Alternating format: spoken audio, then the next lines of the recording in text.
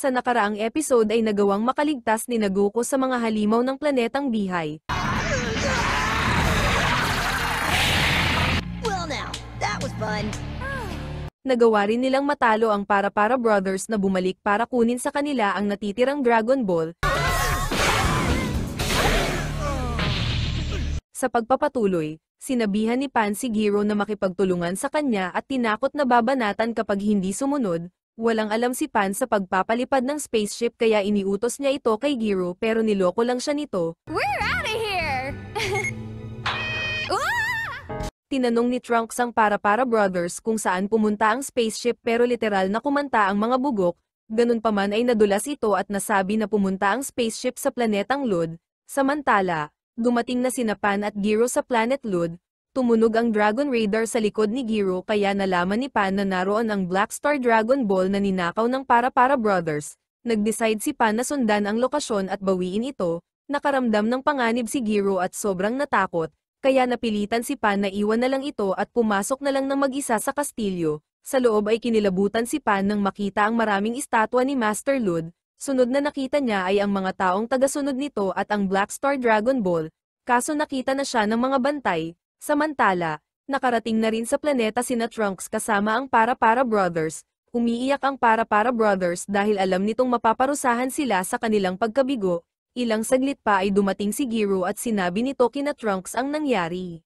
Pagkatapos nun ay pinakita si Pan na binabanatan ang mga bantay. Matapos matalo ang mga bantay ay kinausap ni Pan si Cardinal Muchi. Ipinaliwanag nito kay Pan ang kanilang layunin na buhayin ang kanilang Diyos na si Master Lud gamit ang lakas ng mga tao at Dragon Ball. Sinamantala ni Pan ang pagkakataon para makuha ang Dragon Ball pero napigilan siya ng Cardinal. Naging manika si Pan at balak na itong itapon sa malaking palayok ng Cardinal. Ganun pa man ay napigilan ito nang dumating sina Trunks at Goku. Nagalit ang Cardinal nang makita ang palpak na Para-Para Brothers at kaagad itong ginawang manika para itapon sa palayok. Pagkatapos nun ay inatake ng Cardinal sina Goku at Trunks dahil ayaw nitong ibigay ang Dragon Ball.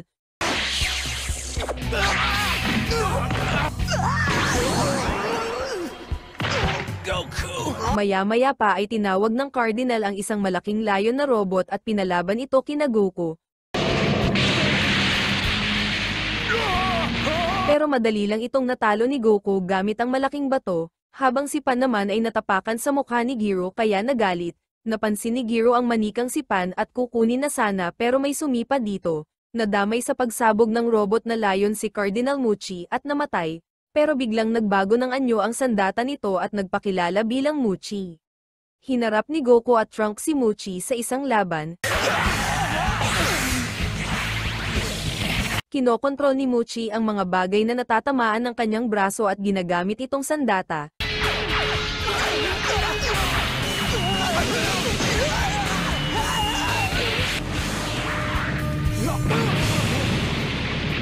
Dinaganan ng mga bato ni Muchi si Trunks, habang si Goku naman ay patuloy nitong inatake gamit ang mga bagay sa paligid.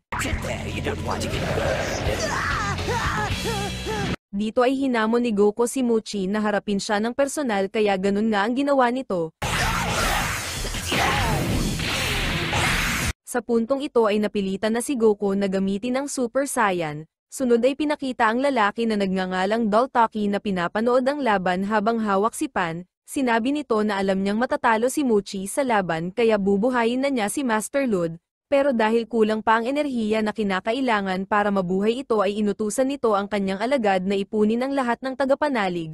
Pagkatapos nun ay pinakita ang ilang tagapanalig na umaasang lulunasan ni Daltaki gamit ang himala. Ilang saglit pa ay lumabas na si Daltaki at labis na natuwa ang lahat. Pero nagulat ang mga tagapanalig nang hikayatin sila ni Daltaki na ialay ang kanilang mga sarili kay Master Lud. Inuuto ni Daltaki ang mga tagapanalig na matatanggap nila ang walang hanggang buhay kapag inalay nila ang sarili. Dito na na-realize ng mga tagapanalig na robot lang si Master Lud at hindi isang Diyos, kaso huli na ang lahat dahil ginawa na silang manika ni Daltaki.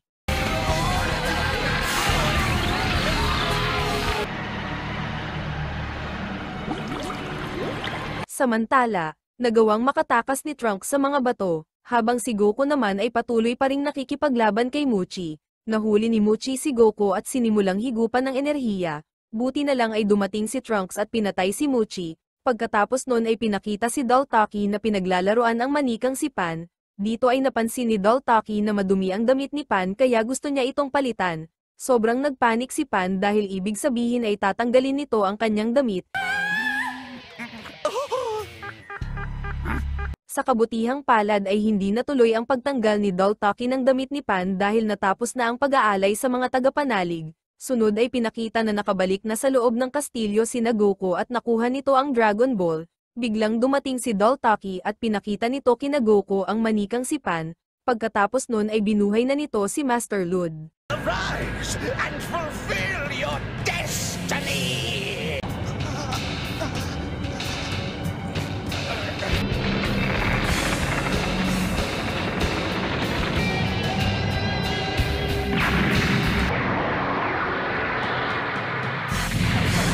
Pagkatapos buhayin si Lud ay umalis kaagad si Daltaki para masolo si Pan. Nag-decide sina Trunks na sundan si Daltaki pero inatake sila ni Lud. Dito ay naisip ni Goku na asarin si Lud gamit ang kanyang puwet, habang si Daltaki naman ay ipinagpatuloy na ang kanyang plano kay Pan. Put me down! Oh, playing dress-up is so much fun! Samantala, nagalit si Lud at hinabol nito si Goku. Ginamit ni Goku ang pagkakataon at pinasunod ito sa gilid para patamaan ng Kamehameha Wave. Kaso hindi nasaktan si Lud at nagpatuloy lang ito sa pag-atake. Sa kabilang banda, biglang ipinatawag si Daltaki kaya napilitan itong itigil ang kanyang ginagawa kay Pan. Pumunta ito sa isang sekretong silid kung saan nito kinausap si Dr. Mew, ang genius scientist na nasa likod ng lahat. Pinagalitan ni Dr. Mew si Daltaki dahil binuhay na nito si Lud kahit hindi pa kumpleto. Dito nga ay nakita nila na napabagsak ni Goku at Trunks si Lud. Alright!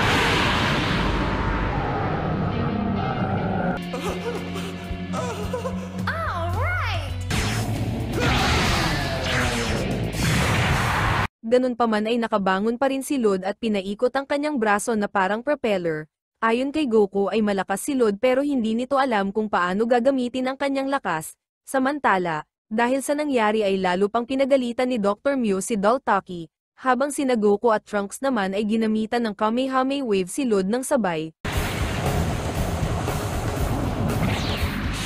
Pagkatapos nun ay ipinagpatuloy pa ni Goku ang pag-atake. Sa sikretong silid, napansin ni Dr. Mew ang malakas na enerhiya na nagmumula kay Pan. Kaya naman inutusan nito si Daltaki na ipa-absorb kay Lud si Pan. Ayaw pumayag ni Daltaki kaya ginawa itong manika ni Dr. Mew at ipina-absorb na rin kay Lud kasama ni Pan. This is not fun. I wanna go home. Dahil sa lakas na tinataglay ni Pan ay kaagad na naabot ni Lud ang level 3. Pagkatapos magbagong anyo ay kaagad nitong inatake sina Goku at Trunks. Samantala, nagising si Pan dahil binangungot sa halik ni Daltaki. Kaso paggising niya ay nakita na naman niya ito kaya sobra na siyang natakot. Dahil sa ingay ng pagbanat ni Pan kay Daltaki ay nagising ang ibang mga tao na naroon. Gusto ring banatan ng mga tagapanalig na naroon si Daltaki pero pinigilan ito ni Pan. Dahil gustong tanungin ni Pan kay Daltaki kung paano makakalabas. Ayaw sabihin ni Daltaki kaya inutusan ni Pan ang Para-Para Brothers na paaminin ito. Why am I moving? I can't stop! Para, pom, pa. That red cell! Yeah! Tagumpay ang pagpapaamin at nalaman nila na ang susi para makalabas ay ang pulang cell sa itaas. Ayon kay Daltaki kapag nasira ang cell ay masisira rin ang katawan ni Lud. Nakita ni Pan na natatalo na sina Goku kay Lud kaya sinubukan niyang patamaan ng enerhiya ang cell.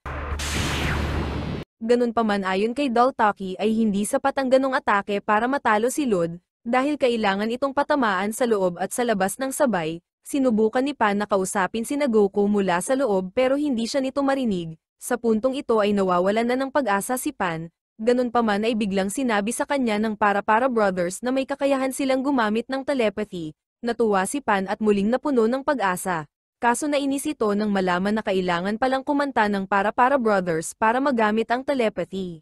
Pagkatapos nun ay pinakita si Goku na walang tigil na inaatake ni Lud, ilang saglit pa ay narinig na nito ang pagkanta ng Para-Para Brothers, sinasabi nito kay Goku na patamaan ang pulang cell sa dibdib ni Lud, hindi ito makita ni Goku kaya pinatamaan ito ni Pan para lumiwanag. Pagkatapos nun ay napuruhan si Trunks ng malakas na atake ni Lud. Nagalit si Goku at pinatamaan si Lud ng enerhiya sa dibdib, kaso hindi ito nasaktan at muli lang umatake. Sinabi ng Para-Para Brothers kay Goku na kailangan sabay sila ni Pan na patamaan ang cell. Ginawa nila ito pero hindi umepekto dahil hindi sabay ang kanilang atake. Naisip ng Para-Para Brothers na bumilang muna ng 3 para matulungan na magsabay ang dalawa.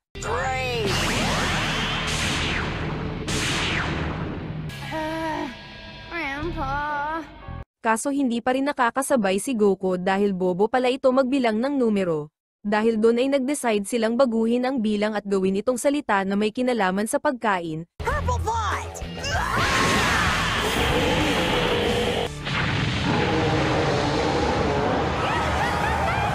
Nagtagumpay sina Goku at Pan at napabagsak nito si Lud, muling pumasok sa mga manika ang kaluluwa ng lahat at bumalik sa normal.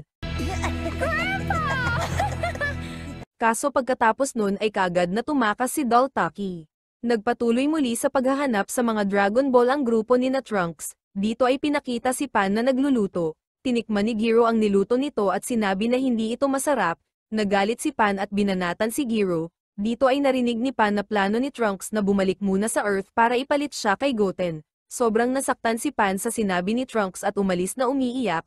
Pumunta ito sa silid ng mag-isa at doon ay patuloy na umiyak. Naawa si Giro kaya binigyan niya si Pan ng pamunas ng luha sa mata.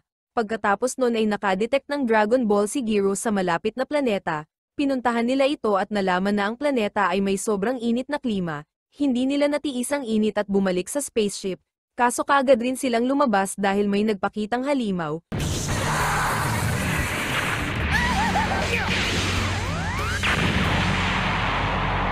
Nagawa nilang maitaboy ang halimaw pero napinsala nito ang spaceship. Ayon kay Trunks ay tumagas ang tubig ng kanilang spaceship kaya kailangan nila itong palitan. Gustong tulungan ni Pan si Trunks sa pag-aayos ng spaceship pero napagalitan lang ito. Sinabihan rin ito ni Goku na huwag manggulo kaya lalo itong nasaktan. Dahil sa nangyari ay nag-decide si Pan na umalis para hanapin ng mag-isa ang Dragon Ball at patunayan na meron siyang silbi. I'm gonna find the Dragon Ball all by myself! Sobrang nag-aalala si Giro kaya sinundan nito si Pan, na sa sandaling yun ay unti-unti nang nanghihina dahil sa sobrang init. Water.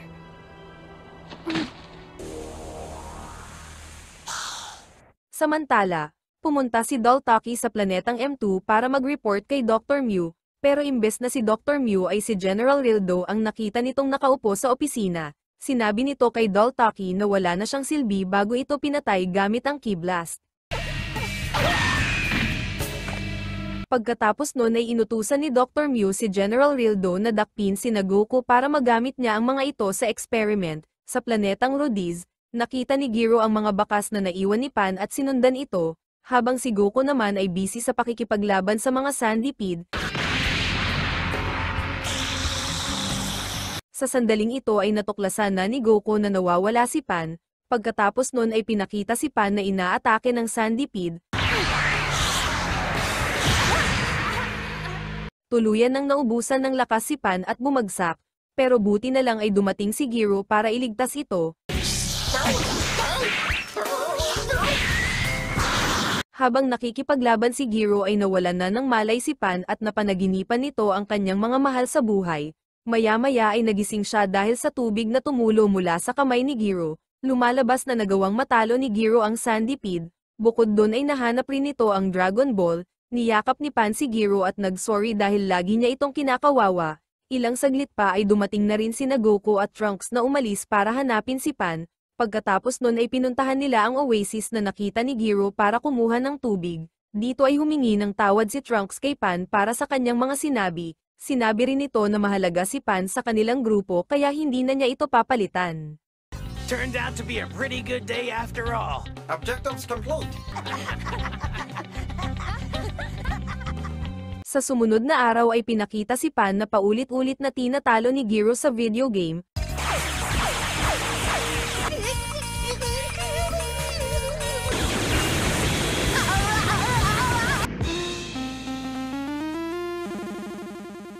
Ayaw tumanggap ng pagkatalo ni Pan kaya sinabihan na ni Trunks si Giro na magpatalo, kaso nang maglalaro na sila ay biglang sumabog ang console.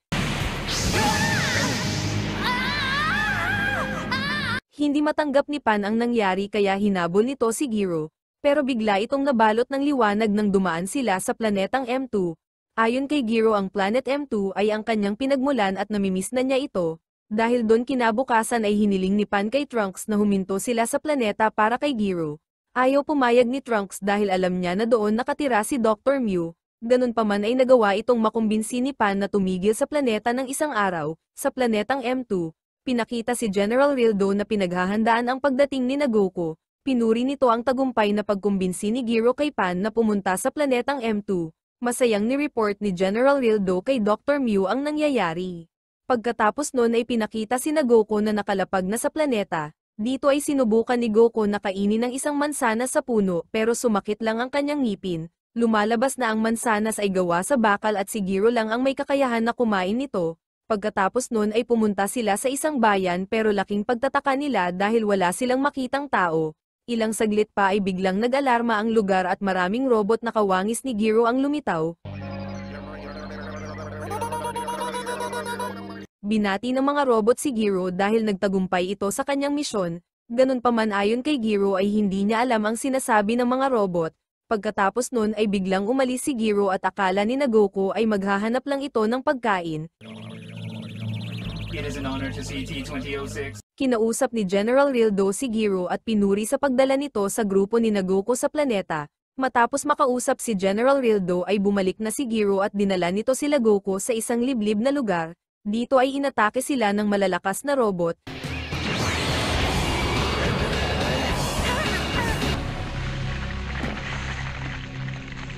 Nagpakilala ang mga robot bilang Sigma Force at sinabi nito na kakampi nila si Giro. Tumangging maniwala si Pan at sa halip ay sumugod.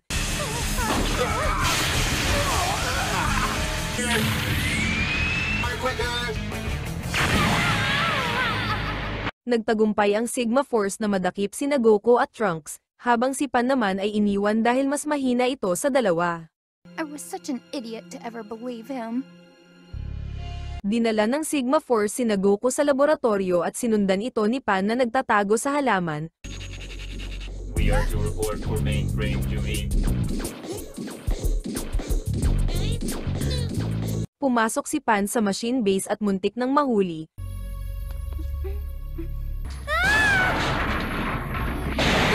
Sunod ay nahulog siya sa lugar kung saan ginagawa ang mga robot. Dito ay naisip ni Pan na gamitin ang mga parte ng robot bilang balat kayo, dahil dito ay nagawa niyang humalo sa mga robot nang hindi nakikita. Nakarating si Pan sa isang pagtitipon at dito ay nakita niya na binigyan ng parangal ni General Rildo si Giro. Kaso habang nanunood ay bigla siyang kinausap ng isa sa mga robot. Pagkatapos nun ay pinakita na nagsasagawa ng pag-scan kay Goku at Trunks ang mga robot. Impossible. This does not compute. Hindi makapaniwala ang mga robot sa lakas ni Goku kaya agad nila itong ni-report kay General Rildo. Natakot si General Rildo sa lakas ni Goku at hindi na malaman ang gagawin. Ganun pa man ay natuwa ito nang sabihin ni Giro na meron siyang impormasyon ni Goku sa pakikipaglaban. Pagkatapos nun ay ibinigay nga ni Giro ang lahat ng impormasyon tungkol kay Goku at ng iba pa sa Sigma Force. Commencing transfer of Trunks fighting data and Pan fighting data file. Samantala, sumama si Pan sa mga robot at nagkaroon ng problema.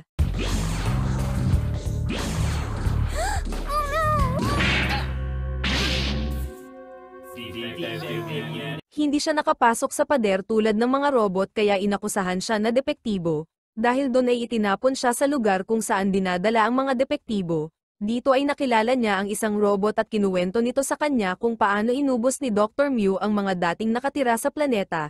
Nalaman ni Pan na may damdamin rin ang mga robot kaya niligtas niya ang mga ito. Pagkatapos nun ay agad na pinuntahan ni Pan ang kinaroroonan ni Goku na sinabi ng robot. Nalaman na ni General Rildo na nakapasok si Pan at agad na inutusan ng Sigma Force. Dahil dito ay nakaharap ni Pan si Nat na miyembro ng Sigma Force.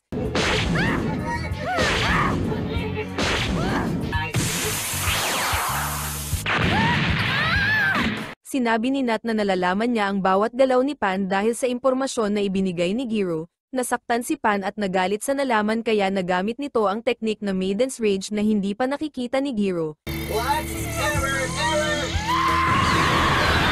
Sa lakas ng teknik ay hindi na nagawang bumangon ng robot. Sa laboratorio ay pinakita na pinagtatawanan ng Sigma Force ang mga alaala ni Giro kasama sina Pan. Nagising si Goku at sinabi na naniniwala siyang kaibigan pa rin nila si Giro. Nagalit ang Sigma Force at kinuryente si Goku. Pagkatapos nun ay biglang sumabog ang pinto at pumasok si Pan. Inatake si Pan ng isa sa miyembro ng Sigma Force kaya nagalit si Goku at nakawala. Hinamak ng Sigma Force si Pan dahil nawalan ito ng malay. Ganun pa man ay pinuri nila ito sa pagtalo kay Nat. Napuno na si Goku at hinamon sa laban ng buong Sigma Force, habang si Trunks naman ay umalis at dinala si Pan. Lumabas ng gusali si Goku at ang Sigma Force at nagsimula ng maglaban. Hindi makatama si Goku kahit isa dahil nababasa ng Sigma Force ang kanyang galaw. Sinabi ng Sigma Force na dahil yun sa impormasyon na ibinigay ni Giro. Ganun pa man ay nag-decide pa rin si Goku na patuloy na lumaban.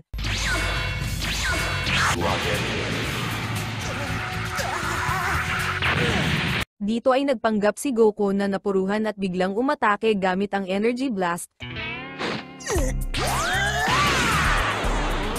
Lumubog sa lupa ang tatlo at nagsimulang paglaruan si Goku. Dahil ginagamit ng Sigma Force ang paligid bilang taguan ay naisip ni Goku na wasakin na lang ang buong lugar.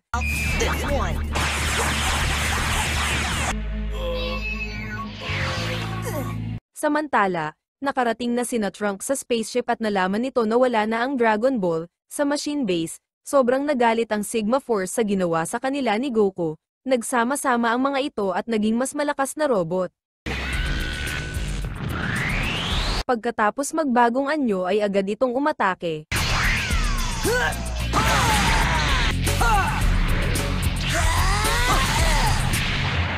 Sinabi ni Goku na mas lumakas ang Sigma Force pero mas lalo naman itong bumagal. Dahil sa sinabi ni Goku ay muling nagbago ng anyo ang Sigma Force at nagpatubo ng pakpak.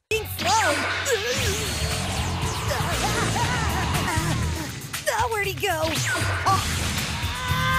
Pagkatapos banatan si Goku ay gumamit ng Killer Driller attack ang Sigma Force. Dito ay naubusan na ng pasensya si Goku at pinigilan ng atake ng Sigma Force gamit ang kamay.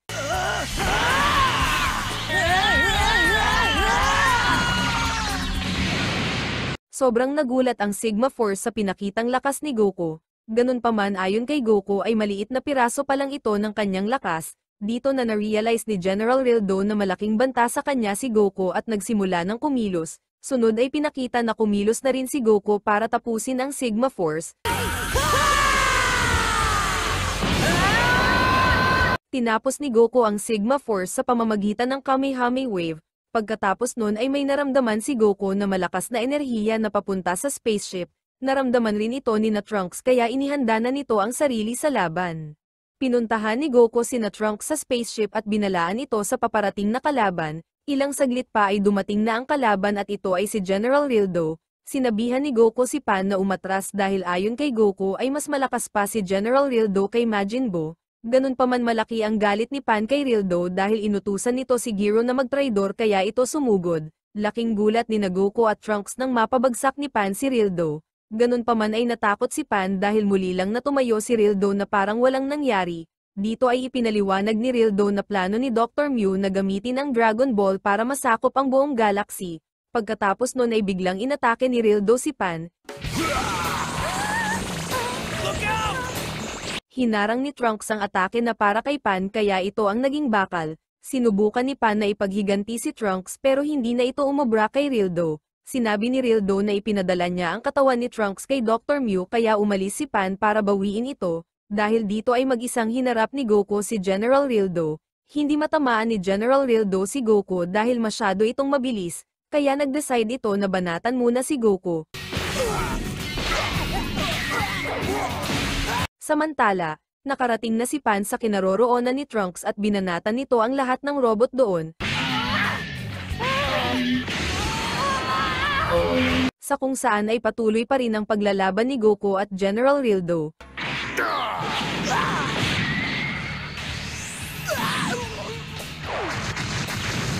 Dito ay sinubukan ni Rildo na hawakan si Goku pero nabugbog lang siya nito.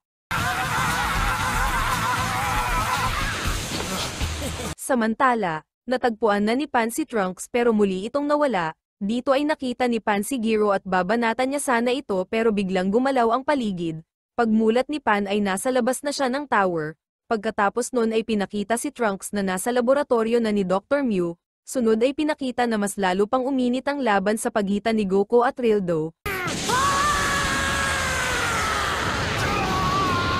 Direktang natamaan ni Goku ng Kamehameha Wave si Rildo pero hindi pa rin ito natalo. Dumating ang Sigma Force at hinawakan nito si Goku para hindi ito makagalaw, dahil dito ay napilitan na si Goku na gumamit ng Super Saiyan. Pagkatapos mag-Super Saiyan ay kinumbinsi ni Goku si Rildo na gamitin na rin ang tunay nitong lakas. Tumugon si Rildo at nagsimulang pataasin ang kanyang lakas. Kinuha nito ang mga natirang parte ng Sigma Force at inilagay sa kanyang katawan.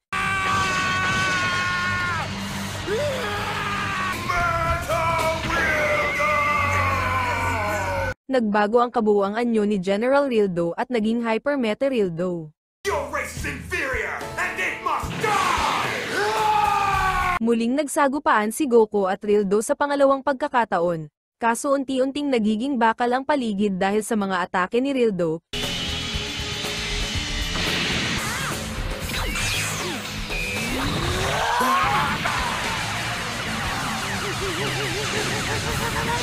Samantala, muling pumasok si Pan sa tower para hanapin si Gero at bugbugin.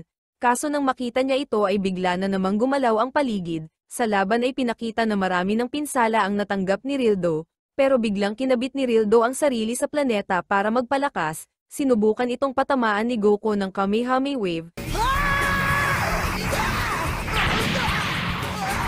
Sa kasamaang palad ay hindi natuloy ni Goku ang atake dahil kinontrol ni Rildo ang paligid para pigilan siya. Samantala, sinubukan ulit ni Pan na pumasok sa tower at muli na naman siyang pinigilan ng maraming robot. Don't mess with me! No, please, Miss Pan! Pagkatapos mapabagsak ang lahat ng mga kalaban ay nakita niya ang depektibong robot. Tinanong ito ni Pan kung paano mapapatay ang security system ng tower at kung paano niya mapupuntahan si Trunks. Pagkatapos nun ay pinakita na nahihirapan na si Goku na kalabanin si Rildo dahil may kakayahan na itong magkontrol ng bakal.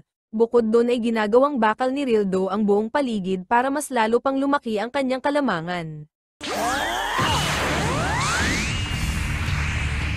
Ipinakilala ni Rildo ang bagong anyo bilang Meta Rildo at may kakayahan itong kontrolin ang lahat ng bakal sa Planet M2. Sa laboratorio, pinapanood ni Dr. Mew ang laban at sobrang namamangha ito sa lakas ng mga Saiyan. Ganun pa man ay tiwala ito na mananalo si Meta Rildo sa laban at maibibigay nito sa kanya si Goku at Pan. Sa tower, isinama ni Pan ang depektibong robot sa paghahanap kay Gero at nahanap nila ito sa itaas na palapag. Nagawang makorner ni Pan si Gero pero muling gumalaw ang buong paligid. Dito na kumilos ang depektibong robot at pinatay ang security system.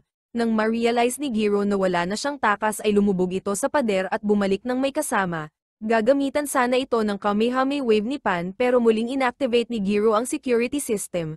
Dahil sa nangyari ay muling napalabas ng tower si Pan. Ganun pa man sa pagkakataong ito ay kasama na niya ang mga Dragon Ball at ang medalya ni Gero. Sa nangyayaring laban, ginagamit ni Rildo ang paligid bilang advantage para mahirapan si Goku. Sa puntong ito ay marami nang natanggap na pinsala si Goku. Dito na sinabi ni Meta Rildo na ang tanging paraan lang para matalo siya ay wasakin ang buong Planet M2. Sa kabila ng malaking kalamangan nito sa kanya ay patuloy pa rin na sinagupa ni Goku si Meta Rildo.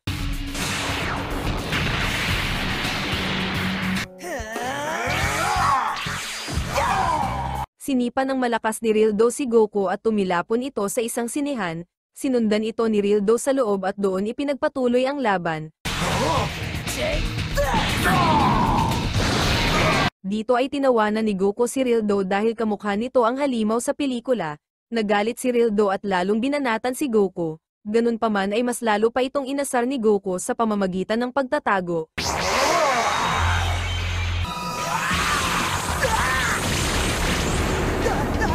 Sa kalagitnaan ng laban ay biglang dumating si Pan para sabihin na hawak na niya ang mga Dragon Ball. Narinig ito ni Rildo at agad na pinuntirya si Pan.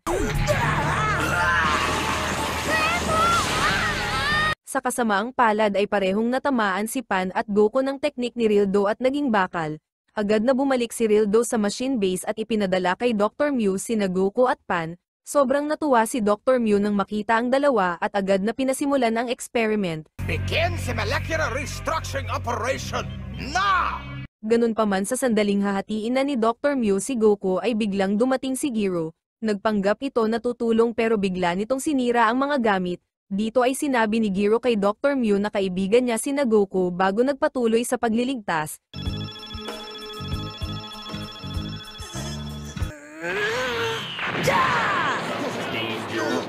Kaso pagbalik ni Pan sa normal ay pinagalitan nito si Giro, kaya nagkaroon ng pagkakataon si Dr. Mew na kunin si Trunks. Sinubukan ni Dr. Mew na gawing hostage si Trunks pero nabawi ito ni Pan at dito na nagsimula ang agawan. Got it. Be careful, Pan. Sa kasamaang palad dahil sa kanilang kaguluhan ay aksidenteng nabasag si Trunks. Magkahalong pagkagulat at lungkot ang naramdaman ni Goku at Pan sa nangyari. Ganun pa man ay laking gulat nila nang dumating si Trunks at sinabi na ayos lang siya.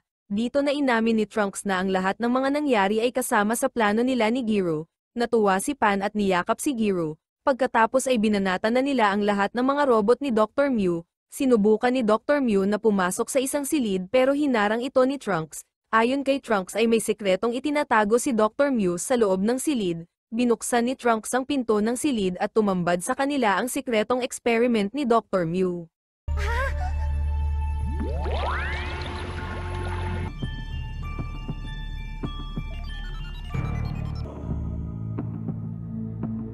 Ayon kay Trunks si Baby ay ang ultimate robot na nilikha ni Dr. Mew, at kapag naabot na ni Baby ang perpektong anyo ay magiging mas malakas pa ito sa kanila. Sinabi rin ni Trunks na si Giro ang nagsabi sa kanya ng tungkol sa experiment at ito ang dahilan kung bakit nila ginawa ang plano. Sunod ay ibinunyag ni Trunks na sinabotahin niya ang life support ni Baby kaya malapit na itong mamatay. Sa kabila ng mga sinabi ni Trunks ay pilit pa rin gumawa ng paraan si Dr. Mew para mailigtas ang buhay ni Baby. You can die on me, baby! Habang sinusubukan ni Dr. Mew na buhayin si Baby, sinabi ni Trunks na bilang paghahanda ni Dr. Mew sa planong pagsakop sa buong kalawakan, sinakop muna nito ang Planet M2 at ginawa si General Rildo at lahat ng iba pang robot. Ipinaliwanag rin ni Trunks na nawalan talaga ng memorya si Giro at bumalik lang ito nang lumapit sila sa planeta. Sunod ay kinuwento ni Trunks kung paano siya niligtas ni Giro sa lab ni Dr. Mew at pinalitan ng peking kopya. Pagkatapos magkwento ni Trunks ay pinakita na nagulo ang computer. Ganun pa man ay tumangging sumuko si Dr. Mew at nagsimulang kausapin ito, pero hindi tumugon si Baby. Dito ay sinabi ni Goku na nadismaya siya dahil gusto niyang makalaban si Baby. Nilapitan ito ni Goku para tignan pero sinaway siya ni Dr. Mew at tinawag na Saiyan. Biglang gumising si Baby nang marinig ang salitang Saiyan.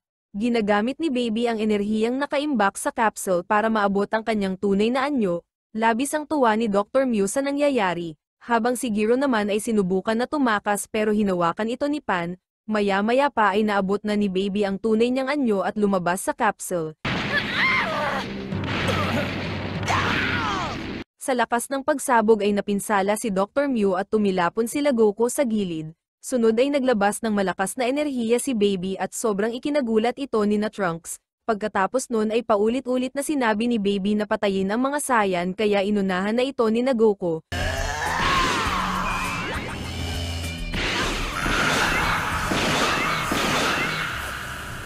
Sa lakas ng pinagsamang atake ni Goku ay nawasak ang katawan ni Baby. Dahil sa nangyari ay naghanda na ng spaceship si Dr. Mew para tumakas. Pero bago ito makaalis ay may pumasok na misteryosong bagay sa paa nito. Farewell.